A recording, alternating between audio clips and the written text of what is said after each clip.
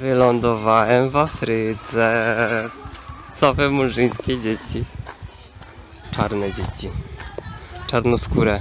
No, trochę rasistowsko tak to zabrzmiało.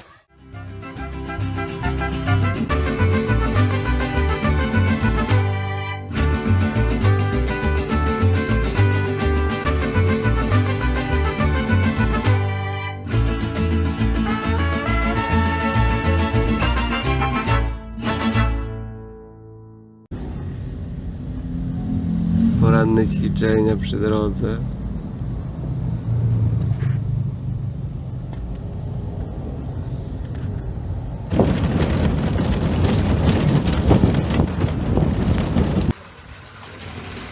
Dotarłem do Nowa Armenia i sprawa wygląda tak, że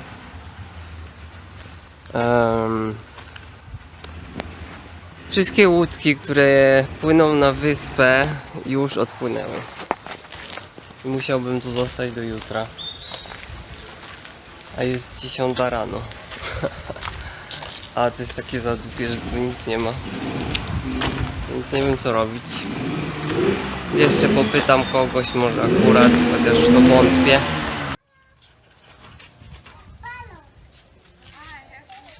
Okej, więc sprawa wygląda tak, że mówią, że nie ma szans, że nikt teraz już nie pojedzie. Jedynie jutro rano, 5, 6 rano. No i że to też różni i wycieczki są, i ci ludzie co rybacy, co łowią ryby. Więc mógłbym się z nimi zabrać i mogliby mnie gdzieś tam zostawić na jakiejś wyspie. Tylko musiałbym tu zostać, nie? Jeszcze 20 godzin. Nie, no może krócej. Ale... No i że też tanio. Też tanio by mnie to wniosło. Dużo tanio. Nie wiem co robić. Wylądowałem w Afryce. Same murzyńskie dzieci. Czarne dzieci. Czarnoskóre. No. Trochę rasistowsko tak to zabrzmiało. Ale patrzcie się, widzicie? Chociaż jesteśmy w Hondurasie. Ale jeszcze nie widziałem białego dziecka.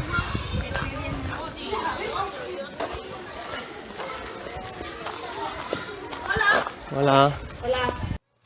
Z drugiej wioski strony też nikt nie jedzie.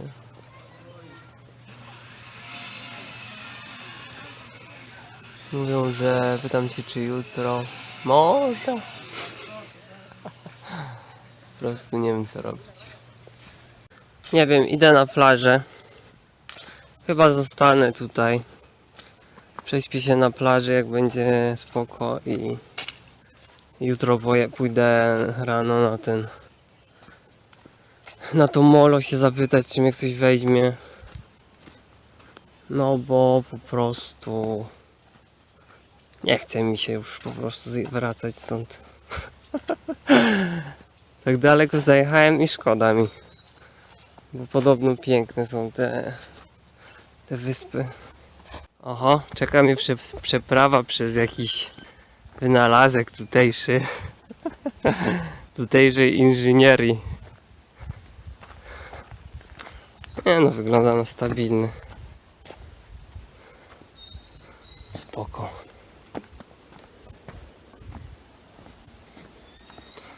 Nie ma nikogo tutaj, jestem sam. A nie, coś tam jest. Krowy na plaży się pasą. Proszę bardzo, są krowy? Są. Jest plaża i morze? Jest. A tam daleko, daleko to są te wyspy, na które chcę jutro pojechać. Oby mi się udało. No czegoś takiego to się nie spodziewałem.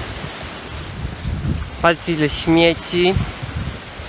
I w ogóle ktoś to wszystko pali. Nie wiem kto to zapalił, ale to jest tragedia. No jak można palić takie śmiecie? Masakra, patrzcie się.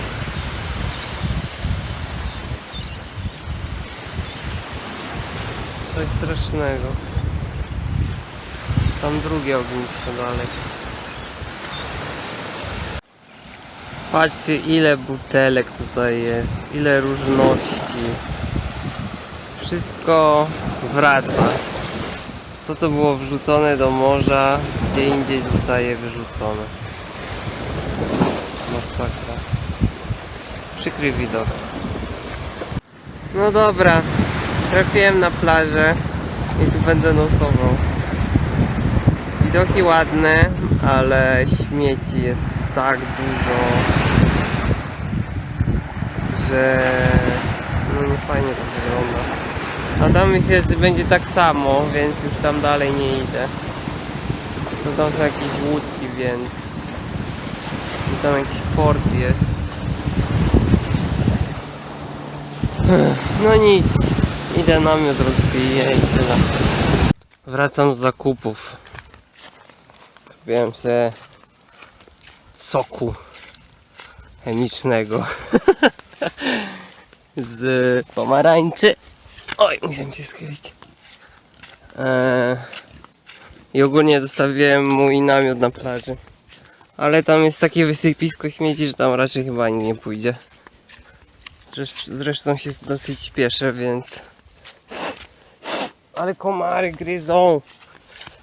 Więc idę przez krajobrazy honduraskie. Świń wśród palm to chyba nie widzieliście. Tak mi się wydaje.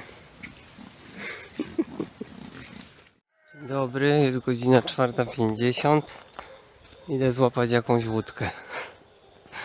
Idę na port. Nie wiem, czy mi się coś uda, bo już słyszałem, że wyjeżdżały już godzinę temu. A mówili mi, że gdzieś od 5, 6 wyjeżdżają, no ale okej. Zobaczymy, co to będzie.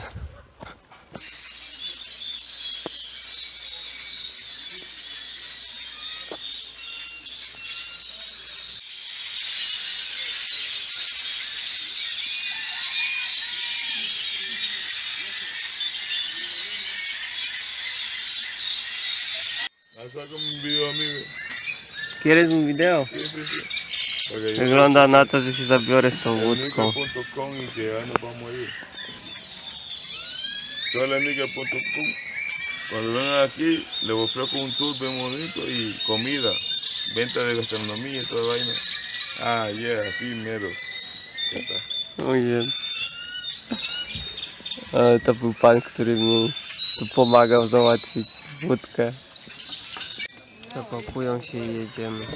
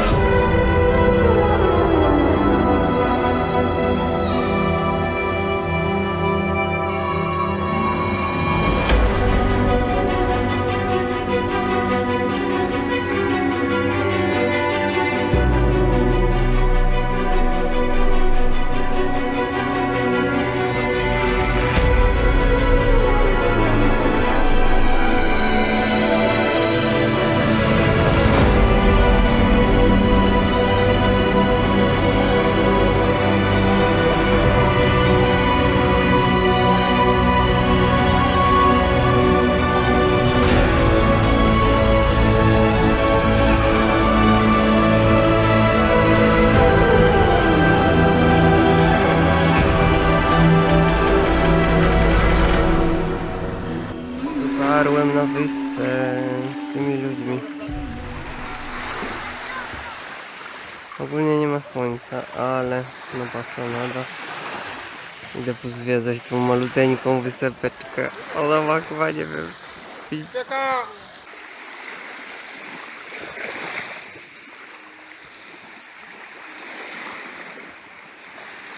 ogólnie ta wysepka to liczy sobie chyba 20, max 30 osób. I w sumie nie wiem, co ja tu będę robił. Za wszystko trzeba płacić i co słono.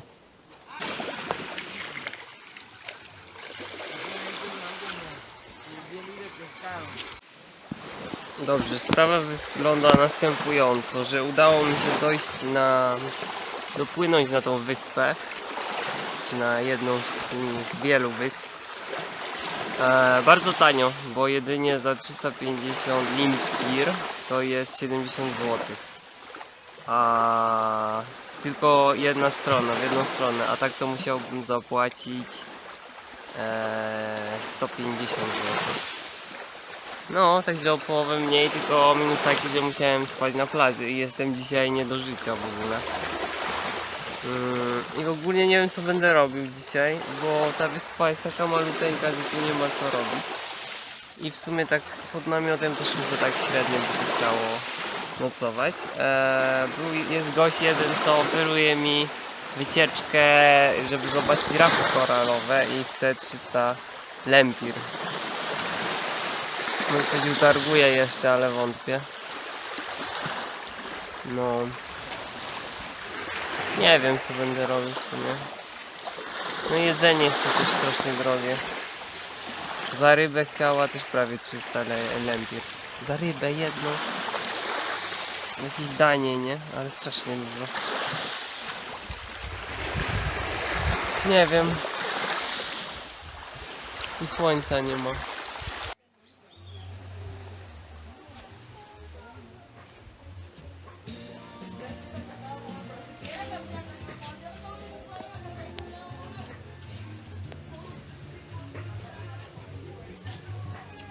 Tak to wygląda wszystko.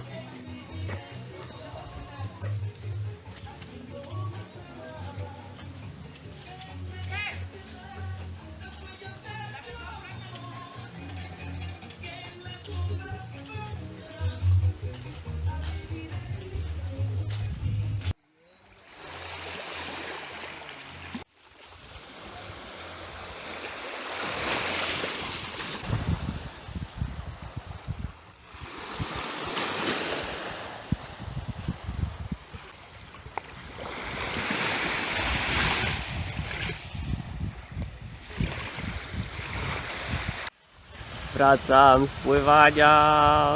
Zarąbiście jest tutaj, po prostu piękna jest ta rafa. No normalnie musicie przyjechać i to zobaczyć na własne oczy. Normalnie o tymi rękami dotykałem raf, ryb, no wszystko jest tutaj pięknie. Wyspa taka ale rafa, wow, piękna. Jeszcze gość mi pożyczył tego sprzętu do pływania, okularów i tej rurki, żebym sobie mógł tutaj po południu jeszcze dookoła popływać, bo to jest normalnie metr poniżej wody, poniżej poziomu wody, oceanu, morza. Nie mogę się wysłowić już. Jestem taki padnięty po wczoraj, że... ale pięknie, jest po prostu ślicznie.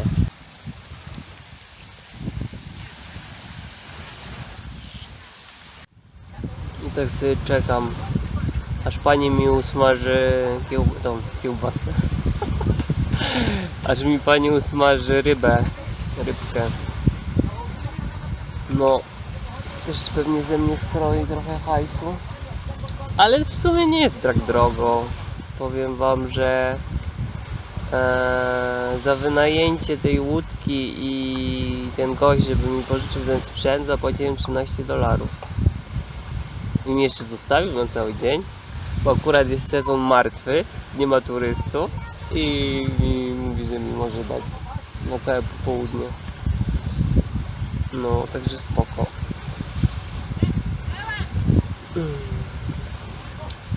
I tak myślę, jak ja wrócę stąd. Chyba nie wrócę, bo nie mam czym. Czekam dalej na rybę. Już powoli się zaczynam przyzwyczajać do obsługi klienta w tutejszym kraju. Może się doczekam za chwilę. Za godzinę, dwie. A czy to ważne?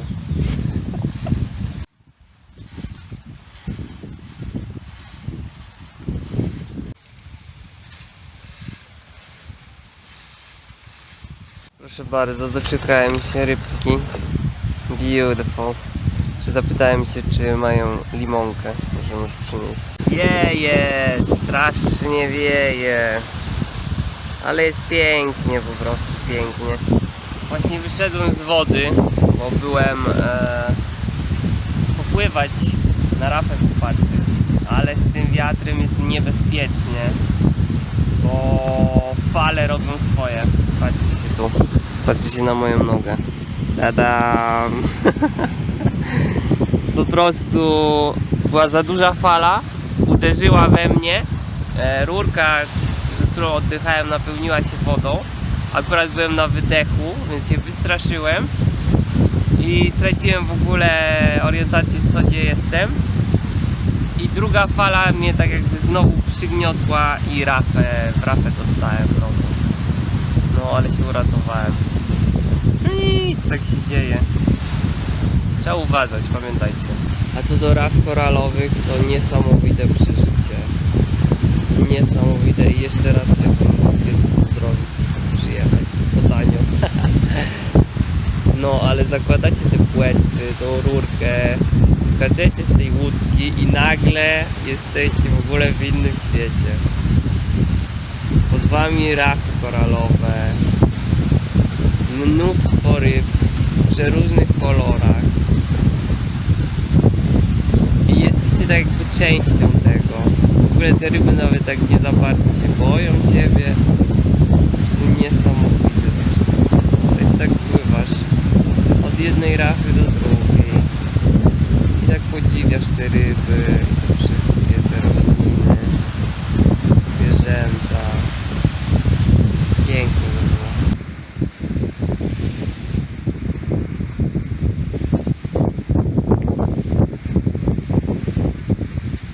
było. Aha, i ogólnie to jestem trzeci dzień.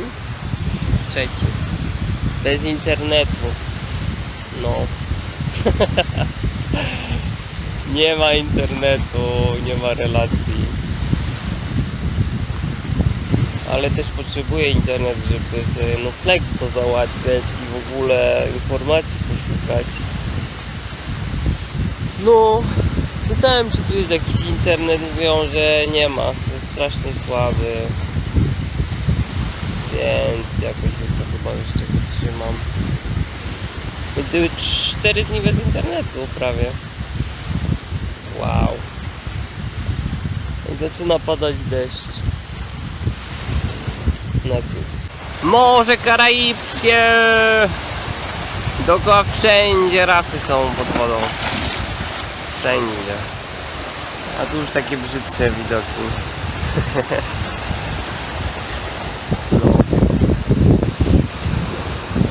I jakiegoś kibelka poszukam. Mógłbym się załatwić na plaży, ale pełno ludzi tu jest. No w sensie ktoś by na mnie mógł patrzeć, więc idę poszukam, może znajdę. Jak nie, to nie wiem. No znalazłem kibelki, ale mają kłódkę i na bank trzeba będzie płacić. No nic, idę popytać. Kłódeczka.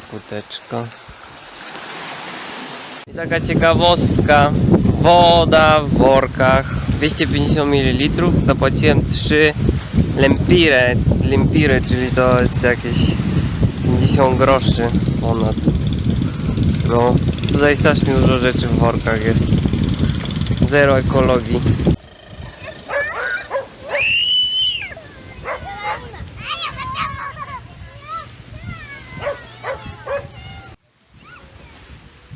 Hola.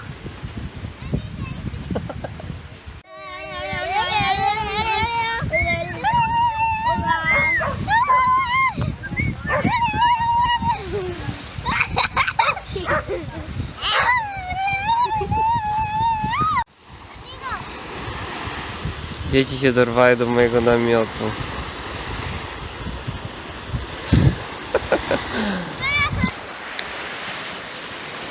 Pięknie jest. No już zepsuł. A ja sobie siedzę, wy nie zgadniecie na czym. Tada! Nie wiem, czy to widać. I nie wiem jak to się nazywa, więc sorry. Zostawiły namiot, teraz się zaczęły szukać.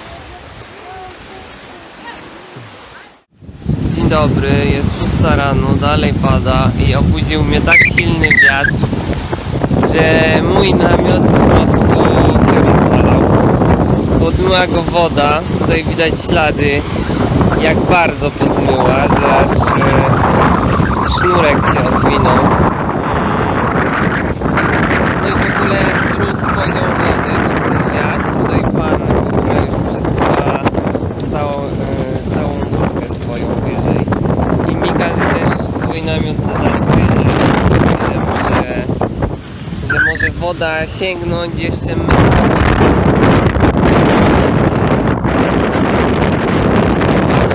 Dzisiaj chyba nie wrócę na kontynent w takim wietrze.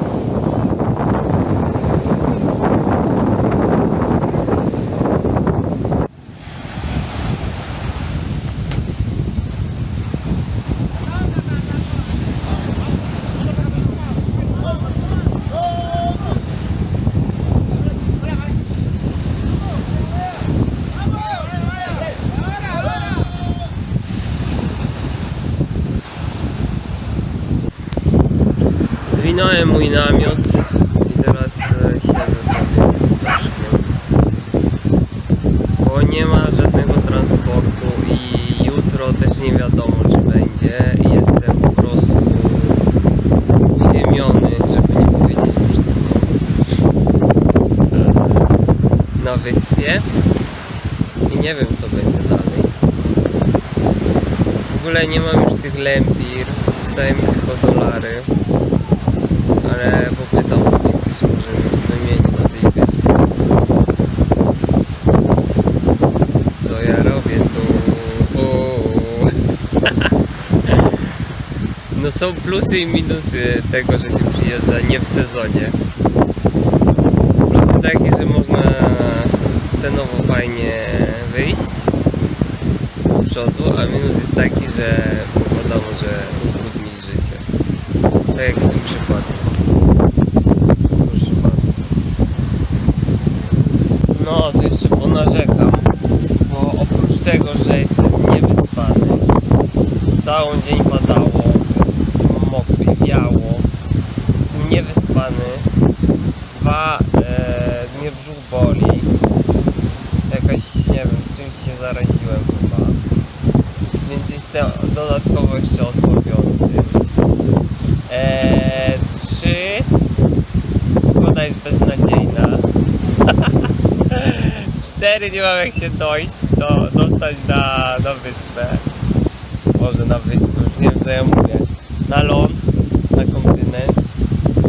I 5, nie wiem, mam mało hajsu, nie wiem czy mi wystarczy na powrót z tej wyspy. Jak mam tu jeszcze 2 dni siedzieć, ja pierdzielę. A jest jeszcze 6, że nie mam internetu. Tak, nie będę miał internetu już 5. dzień. No.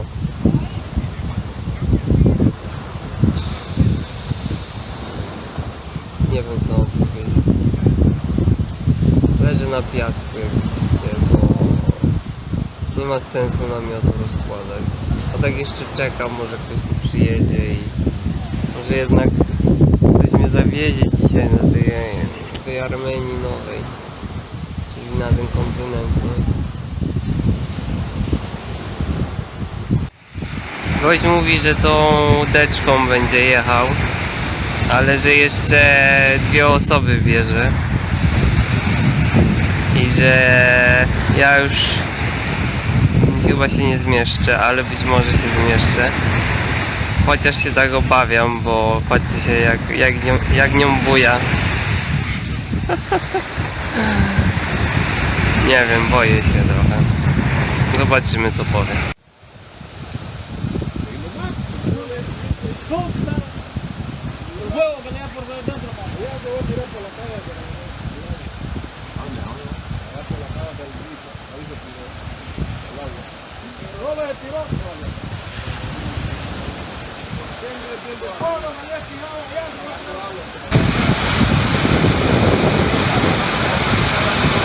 Chyba nie wrócę dzisiaj.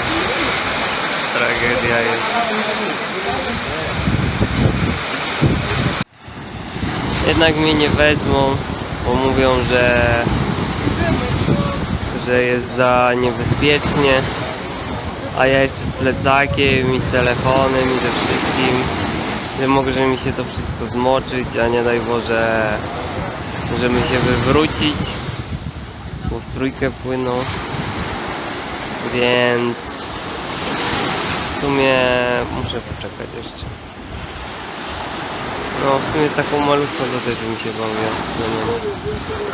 Jeszcze w 3 osoby, a idź. Także czekamy. Może gdzieś po południu ktoś będzie, może się uspokoi ta pogoda.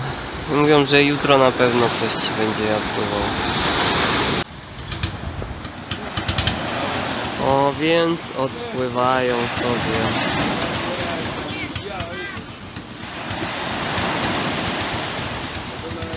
Patrzcie jak nimi buja. A idzie.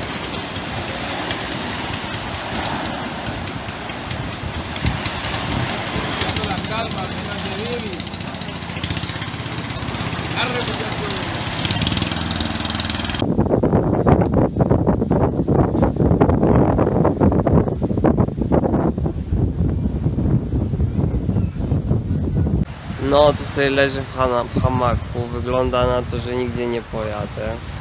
Ale sobie tu gadam z Ezechielem. Ola.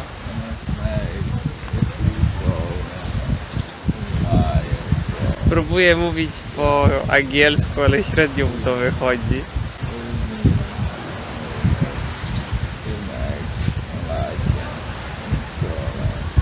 Ale przynajmniej można pośmiać z nim, także jest okej.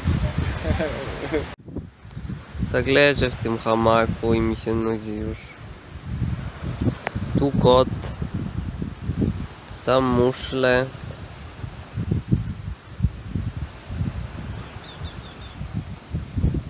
Tam sobie ptaszki gdzieś chodzą. O, jest ptaszek. Tam ktoś sobie przechodzi. No i tak jak pada, to za wiele tu nie można robić nic. No co będziesz robił jak pada? Więc nuda taka. Tylko spać. No, to już 5. raz? 6. raz? Nie wiem w sumie. Chyba 6. raz, kiedy znowu pada. Pada, ciągle pada. Cały dzień. Patrzcie, wow, nawet tych wysp już nie widać. O kurcze. No to leje bardzo.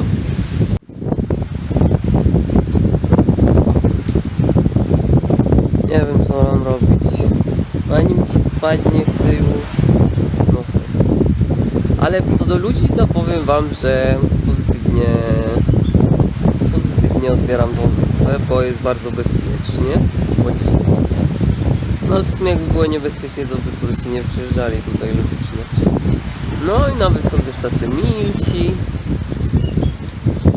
Tak się nawet martwią o mnie. Tam dalej sobie siedziałem. Chciałem tą małą łódeczką popłynąć, nie? Tak siedziałem, tak myślałem, co ja zrobię, czy jechać, czy nie jechać, nie? I w pewnym momencie podszedł do mnie pan i mówi, czemu ty jesteś taki smutny? Mówię, no, że chciałem wrócić, a nie mam jak. O, to nie martw się, jutro albo pojutrze pojedziesz, nic się nie dzieje. My jak widzimy tutaj jakiegoś turystę, który jest smutny albo myśli za dużo, to nie jest dobre. Także spoko.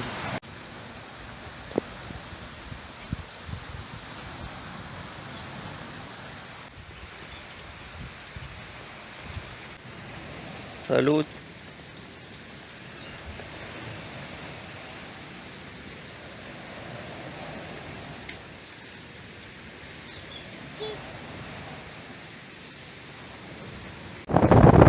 Jest 5 po południu i dalej wieje i dalej pada. Woo! Ej, cieszę się, że to w ogóle nie jest jakaś odludna wyspa, bo jakby to była odludna wyspa, to ja bym tu chyba tydzień siedział i nigdy się nie zorientował. Masakra. Ale może jutro mi się uda wrócić. Słyszycie to? Kolejny dzień, kolejna noc pod namiotem. I już mam dosyć. Wieje, zimno. Tragedia jest. Jak jutro nie pojadę, to ja nie wiem co będzie. I tak pod dachem jestem. Z namiotem. No co? Jak ja mam spać w takich warunkach?